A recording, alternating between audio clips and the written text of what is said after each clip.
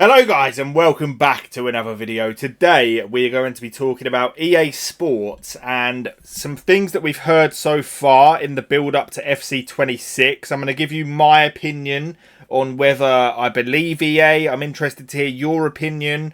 I'm going to explain to you the reasonings behind what I think, but I'm interested to gather feedback from you guys as to whether you're buying this news from EA. If you haven't heard it, I'll explain in the video. Do leave a like if you enjoy this style, and let's get into the video. If you need the cheapest FC25 coins to build your super team, then check out MMOEXP by clicking the link down below and use code JambooUK for 8% off. Okay, so we have got around 3 months until FC26, which actually does pain me to say, because I don't know about you guys, but my god, my interest in FC25 at the minute is probably the lowest that it's ever been, at least for this game cycle. It just feels like I'm already checked out. Like, this Shapeshifters promo is just not it, man. Like, they're about to release a third team of Shapeshifters. I'm hearing they're doing 4 teams, so another Shapeshifters next week. A month for this promo.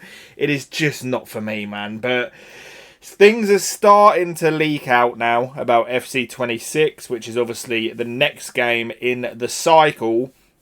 And some interesting stuff has been coming out. So there's been some leaked like icons and that. That's not really what I'm looking for. I think the days are gone now. Like, we're too far gone, in my opinion, to be caring about which icons are going to be coming to the game. Because unless they fix the actual core fundamentals of the game, people are just not going to be interested. Like, EA have got a really, really big job. It's a serious make or break year for them, FC26, to try and win back the community, because I have not seen this franchise in this bad of a state ever. I don't think it's ever been this bad. And it's the first year, at least to my knowledge, where you've heard stuff about things like EA's stocks potentially going down and things like this, because FC25 has just performed so badly, so unfathomably bad, that it's actually apparently affected EA's bottom line, which we all know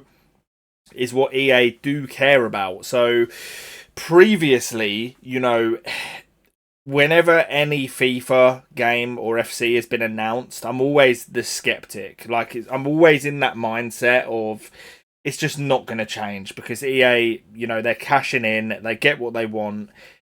I've just had this thought that just maybe, and maybe I'm just being naive, maybe EA have got me exactly where they want me. I just can't help but think, because of how bad this year was, maybe, just maybe, are they going to be forced into some positive changes for FC26? The EA senior producer actually came out, and this is a direct quote: "We've never listened to the community this much. We're giving a huge priority to everything they've asked for. Playing FC26 and then going back to FC25, I've never seen such a big difference between games." We can only hope to God that that's true, and it's one of them things. Like, the issue I have with anything like this is I've just heard it before, and the issue is the lack of trust, not just from me, but I think that the whole community has in EA. For me personally, like, I've been around a long time, 15 plus years, you know, of playing this game, and I just take anything they say with a pinch of salt, because I've literally seen it all. You know, these are the same guys that tried to tell us that kickoffs and 45th and 90th minute goals aren't in the game. So it's one of two things. They're either lying, which would be really bad, or they don't know their game as well as we know it, which is equally as shocking when you actually think about it. So there's so many examples, you know, of misinformation and just things told to us that maybe they're not lying about, but they end up not being true, whether that's through you know, deliberate action or not. There's so many examples. So anything I hear from EA, I always take with a pinch of salt. Optimistic though, you know, because of what I just said about the bottom line and stuff like that being affected, allegedly anyway. It just does make me feel like just maybe, you know, we could get some positive change. I think they, if they're as smart as I actually do think they are, because I think they're very good, when it comes to getting people to spend money and making a profit. Like EA, they excel in that. Like that is their bread and butter. It is profit. They are good at it.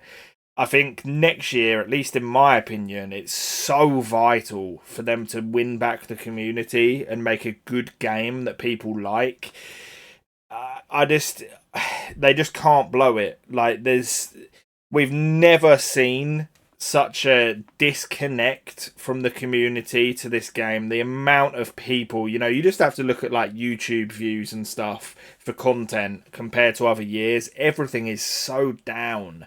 It is unbelievable. There's just a general lack of interest in the game. And there's one thing, people hating EA's games and really not enjoying them, but talking about them. But the worst thing for EA is what's happened now, where it's gone past the outrage and the frustration, and it's just gone to people actually just not caring.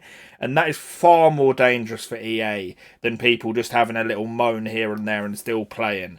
We've actually got to the point where people have just uninstalled the game and moved on to other things, whether it be Rematch, maybe a few people have gone over to some of the other football games like UFL, maybe you've just gone over to a completely different game like Call of Duty or whatever else you are playing. Feel free to let me know, by the way.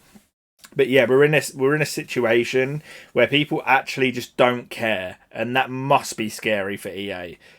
You would rather have sort of the negative press than no press at all because people have lost interest. So, I mean, I would say like it's positive hearing this stuff from the senior producer, about they've never listened to the community this much and stuff.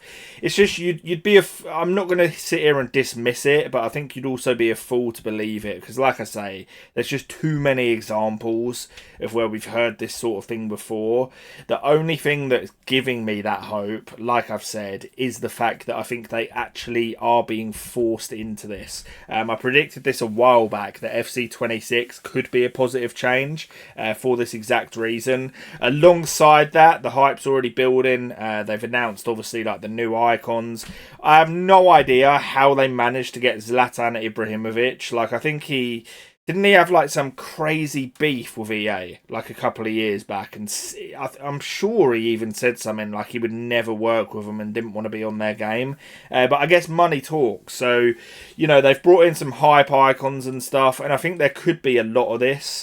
There's also like some new pre-order bonuses and stuff, which I believe are much better before. They've actually upgraded the pre-order. So I think I've got a leak here. Yeah, so you're getting one base icon player, which of course is an upgrade on the hero that you'd normally get. The rumour is 6,000 FC points instead of 4,600. You get 7 days early access. You get Season 1's Premium Pass, an additional Evolution slot, and then also for on FC25, you're getting a 93 plus icon pick, which no one really is going to care about too much at this point. But a base icon instead of a hero, I mean, I guess that's nice. An upgrade on the FIFA points would be nice.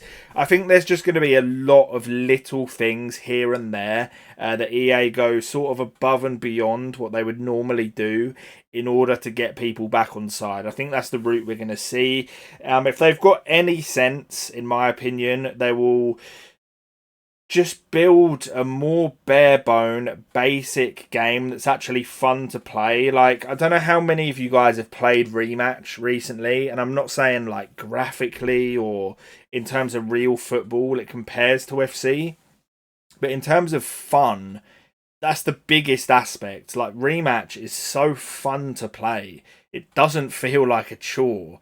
You have creative like freedom on there with how you play and things. There's so much you can do in game. It's the exact same with Rocket League. It's just fun to play, and that is what FIFA/FC needs to go back to, instead of it feeling like I'm watching a match that I'm not part of because of the amount of animations and stuff going on, and just the frustrating aspect of just not having complete control of what's going on.